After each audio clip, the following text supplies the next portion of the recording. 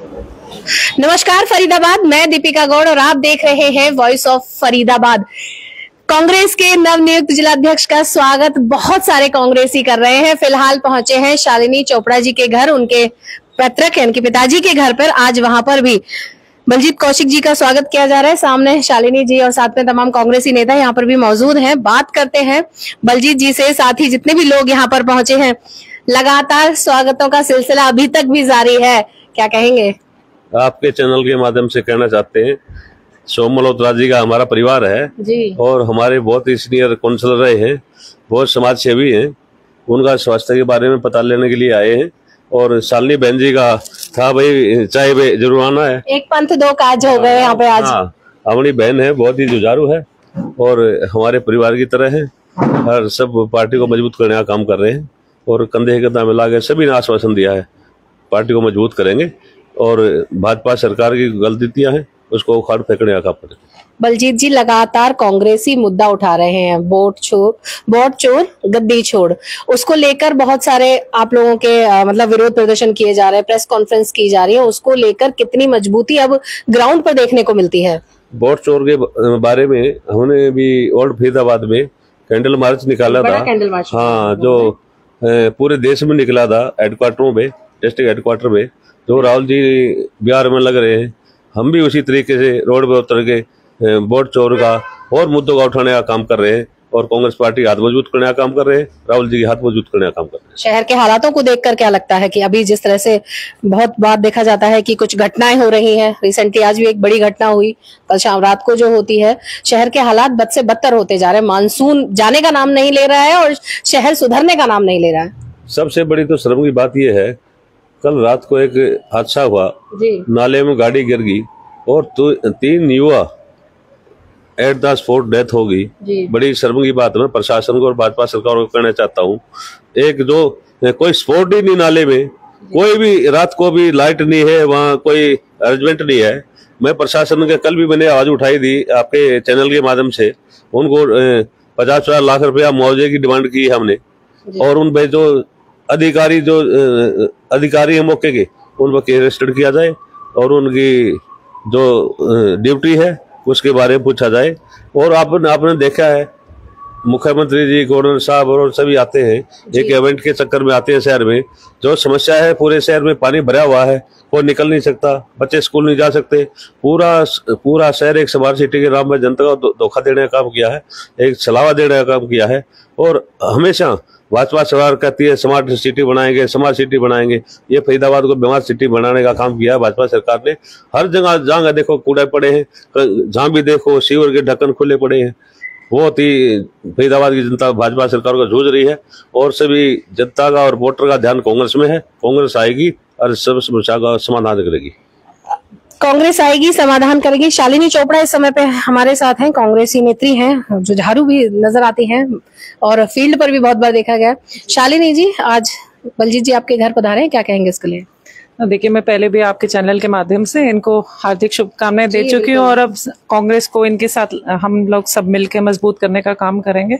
जैसे कि आपने भी इनसे प्रश्न किया कि अब जो हालात हैं वोट चोर गद्दी छोड़ के, तो ये तो देखिए अब सबूत सब कुछ सबके सामने आ गए हैं। पहले भी कांग्रेस सरकार, विपक्ष पहले भी बोलता रहा है कि ये सिर्फ एक भ्रष्टाचार है, कुछ नहीं है, लोगों को बेवकूफ बनाने का काम किया जा रहा है। शहर की हालत देखने आप लोगों के चैनल के माध्यम से ही फरीदाबाद की जनता क्राइम को भी देख रही है और शहर के हालात को भी देख रही है।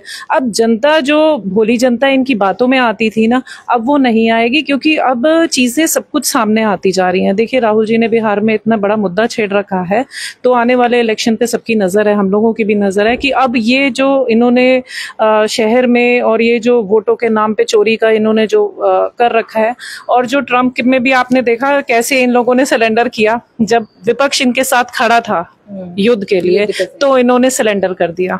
और ये बात करते हैं भारतीय होने की, बस सर, सनातनी, ये सनातनी कहते हैं अपने आप को, लेकिन इन्होंने अपने हिंदू धर्म को भी उजाड़ने में कोई कसर नहीं छोड़ी। लेकिन अब हमारा आगे का जो नजरिया है कांग्रेस का ये है कि हम पिछली बातें नहीं देखेंगे, आगे जनता का विकास और जो जनता की जो ये इतनी प्रॉब्लम्स हैं इनका सोल्यूशन कैसा निकाला जाए। हम बिल्कुल सब एक एक कार्यकर्ता ग्राउंड लेवल पे काम करेगा, जनता के बीच में जाएगा। मतलब कांग्रेस का प्रत्येक कार्यकर्ता इस समय दुगनी मेहनत करेगा। बिल्कुल दुगनी। देखिए, हम तो पहले से, विपक्ष तो हमेशा अपना काम करता है और हरियाणा में कांग्रेस इतनी मजबूत पार्टी है। सवाल मैं बीच में इसमें काटूंगी आपका कि कहा जा रहा है कि विपक्ष हमेशा से अपना काम करता है, लेकिन अगर पिछले चुनावों की भी बात की जाए तो कहीं ना कहीं जनता का ये मानना था कि विपक्ष की भूमिका कहीं ना कहीं खत्म है, संगठन नहीं था, बहुत सी चीजें नहीं थी। अब धीरे धीरे बदलाव कांग्रेस में आया, उसी की कमी को पूरा किया है राहुल जी ने। हमारे कांग्रेस की भी बहुत टाइम से डिमांड थी कि हमारे पास कोई जिलाध्यक्ष नहीं था, और अब उन्होंने हमें ऐसा जिलाध्यक्ष दिया है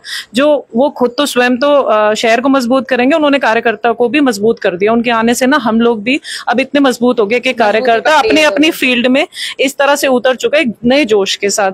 और विपक्ष, देखिए, सरकार का तो काम है विपक्ष को गलत साबित करना, लेकिन हम लोग शुरू से जनता के बीच में रहे हैं और आगे तो और भी दुगनी मेहनत से, जब हमारे पास सब तथ्य इकट्ठे हो गए हैं कि ये किस तरह से, किस बेईमानी से, अब हरियाणा का भी देखिए थोड़े दिनों में राहुल जी खुलासा करने वाले हैं कि किस तरह इन लोगों ने यहाँ पे भी वोट चोरी का किया। पराग जी ने भी और विजय प्रताप भाई जी ने भी, इन्होंने भी मुद्दा उठाया, और ये केस पहले ही, मतलब जब हमारा इलेक्शन से उसी के साथ साथ हम लोगों ने, आज तो चलो आज हमारे पास प्रूफ है, लेकिन उन दोनों ने पहले ही हाईकोर्ट, सुप्रीम कोर्ट में अपनी अपील करी थी कि ये जो इलेक्शन हुआ है ये किसी ना किसी तरह पैसे पे, बल पे, और ये बदला गया है इलेक्शन को। लेकिन चलिए, अब फिर पुरानी बातें, मैं फिर कहूंगी पुरानी बातों पे हम ज्यादा नहीं करेंगे। अब हमारे को एक नया जोश और नई उमंग आई है जिलाध्यक्ष मिलने पर। आगे अब विद इन 1 मंथ एक नया संगठन आगे भाई बलजीत कौशिक जी के उसमें अपने आगे हम बढ़ा रहे हैं, और आगे आप देखिए कैसे कार्यकर्ता हम लोगों के साथ, जो थोड़े से गैप बन गया था कार्यकर्ताओं के साथ, अब देखिएगा वापस कैसे लौटेंगे अपने परिवार में, वापस कुटुंब एक हो जाएगा। ये पूरी बिल्कुल नहीं, ये तो हम भी कोशिश करेंगे बलजीत जी के साथ, जो भी पुराने कार्यकर्ता हैं, हम तो चाहते हैं वो हमसे संपर्क करें। मैं भी हूँ, बलजीत जी हैं, सब एक एक कार्यकर्ता। कांग्रेसी कुछ ना कुछ लोग नाराजगी जता ही देते हैं, तो क्या उनको भी जोड़ लिया जाएगा? नहीं, बिल्कुल। बलजीत जी तो पहले दिन से, जिस दिन से जिलाध्यक्ष का उनका नाम घोषित हुआ है, तब से वो पहले दिन से ये काम कर रहे हैं। सबको जो नाराज हैं और जो है, देखो इतना बड़ा परिवार होने के बाद थोड़ी बहुत मिसअंडरस्टैंडिंग्स कहीं हो जाती है, लेकिन अभी टाइम देखिए 15 दिन ही तो हुए हैं उन्हें आए हुए, तो थोड़ा सा समय दीजिए। जो 11 साल से चीजें इधर उधर थी, अब उसको समेटने का काम तो देखो टाइम तो आप लोगों को भेद और मतभेद दोनों, लेकिन जनता का विश्वास सबसे ज्यादा जरूरी है हम लोगों के लिए, कि जनता को हम पे एक बार विश्वास करके दिखाना है, और 5 साल का आने वाला जो 5 साल है ना, वो एक बार हमें देके देना है उनको। बस उनके विश्वास की जरूरत है हमें। हम किसी विपक्ष को गलत कहें या कुछ कहें, हमें जनता चाहिए, जनता का विश्वास अपने साथ चाहिए। बस एक बार जनता विश्वास करके देखे, और फिर जो विकास की लड़ी लगेगी ना, जनता देखेगी। जनता सर्वोपरि तो है ही। बिल्कुल जी, बिल्कुल। चबराना जी हमारे साथ मौजूद हैं, क्या कहेंगे सर? देखिए लगातार सिलसिले हैं, संगठन भी बन गया है, एक जोड़ भी नजर आ रहा है। सबसे पहले तो मैं फिर दोबारा से अपने भाई बलजीत कौशिक जी को हार्दिक शुभकामनाएं देता हूं जिलाध्यक्ष बनने पर, और जो हमारा जो शीर्ष नेतृत्व है उसका भी हार्दिक धन्यवाद करता हूं, अभिनंदन करता हूं। पूजा साहब के बाद में लगभग 11-12 साल बाद में एक हमारे को ऐसा मजबूत फरीदाबाद को जिलाध्यक्ष मिला है जो सबको वाकई ही परिवार की तरह सबको जोड़ने वाला है।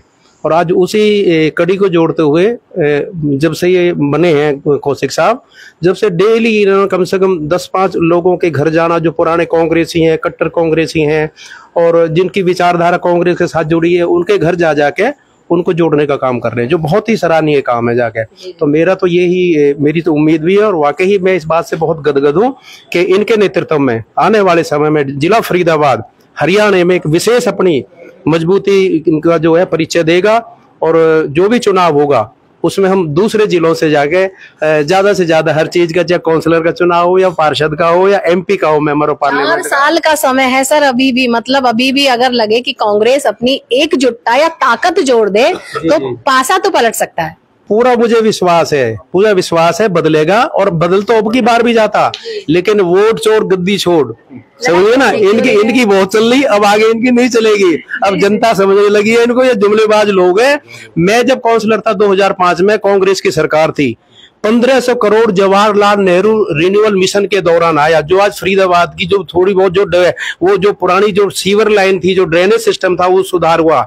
लेकिन इन लोगों पे नया तो मतलब बनाने की तो बात अलग है, इन्होंने अगर उसी को एक नीट एंड क्लीन कर देते पुराने समय से पहले, तो शायद फरीदाबाद की दुर्दशा होती। मेरी तो आपके चैनल से माध्यम से मौजूदा सरकार को ये कहना चाहता हूं कि जो फरीदाबाद को एक स्मार्ट सिटी का जो टैग दे रखा है, कम से कम हाथ जोड़ के प्रार्थना इस टैग को वापसी ले लो। ये स्मार्ट सिटी नहीं है, फरीदाबाद को नरक सिटी बना दिया इन लोगों ने जाके। कितना बुरा हादसा हुआ अभी जब 3 दिन पहले। और मैं एक प्रशासन के लिए एक और कहना चाहता हूँ आपके माध्यम से, अभी मैंने आज पढ़ा, मैं एक न्यूज़पेपर में पढ़ा है कि महिलाओं के लिए डिस्ट्रिक्ट फरीदाबाद जो है असुरक्षित है। ये मैंने पेपर में पढ़ा जाके, महिलाओं के लिए जो मतलब महिलाओं को बड़े सर्वोत्तम और श्रेष्ठ लेकर के चलते हैं, कि जो नारी के सम्मान की बात करते हैं जाके, और फरीदाबाद को मैंने आज पढ़ा है कि असुरक्षित है कानून व्यवस्था के मामले में। की बात की जा रही है, मैं उस पर मेरा एक सवाल है कि दीनदयाल लाडो लक्ष्मी योजना अभी नायब सिंह सैनी जी ने अभी लॉन्च करने की बात करी, 2100 रुपए महिलाओं के खाते में आएंगे, और यहाँ पर कहा जा रहा है कि फरीदाबाद अनसेफ है। भाई फरीदाबाद अनसेफ भी है, और दूसरी मैं और कहना चाहता हूँ, वो भी एक जुमला है, वो भी हुड्डा साहब ने विधानसभा में जवाब दे दिया। ये कह रहे हैं कि खाली गिनी चुनी, जब फरीदाबाद में लगभग 1,40,00,000 महिलाएं हैं, उनको क्यों नहीं दे रहे आप जाके? कुछ गिनी चुनी को आप दे रहे हो, और वो भी सरकार बनने के बाद लगभग 1 साल होने जा रहा है, और अभी भी ये घोषणा ही कर रहे हैं। अभी भी धरातल पे कुछ भी नहीं है जाके, हाथ में कुछ नहीं। इसमें नाम है लाडो लक्ष्मी योजना में, जिन लोगों के नाम है वो तो सिर्फ इंतजार कर रही हैं कि कब आएगा वो दिन। बहुत लंबे टाइम है, सितंबर से बोला गया है कि आने वाला है शायद। भाई देखो, जब हाथ में किसी के आ जाए जब समझो, और उसमें भी इनका जो है जब तक जुमलेबाजी है जाके, तो इनकी बातों में कुछ भी नहीं है, झूठ ज्यादा बोलते हैं, खाली इमोशनल कार्ड खेलते हैं, और पिछले 11 साल से इमोशनल कार्ड ही तो खेल रहे हैं, और कुछ भी नहीं किया इन्होंने जाके। तो ये किसी भी सूरत में कांग्रेस की कभी जीवन में ये बराबरी कर ही नहीं सकते जाके। जी। अनिल जी भी हमारे साथ है। मुद्दों को लेकर कुछ दिन पहले आपसे बात की गई थी, और शहर के हालात वही के वही हैं। दुर्घटना तो दुखद है ही आज की, लेकिन अगर उसके अलावा कहीं नॉर्मल लोग भी चले जाएं तो अधिकतर कर या तो चोटिल हो जाते हैं या गिर जाते हैं, लेकिन ना सरकार ध्यान दे रही है ना प्रशासन। क्या कहना है? चारों तरफ शहर का बुरा हाल है बहन जी। ये बारिश में देख लिया आपने, जो स्मार्ट सिटी कहते थे, स्मार्ट सिटी की एक ही बारिश ने, मतलब बारिश हुई, पूरे नगर निगम की पोल खोल दी।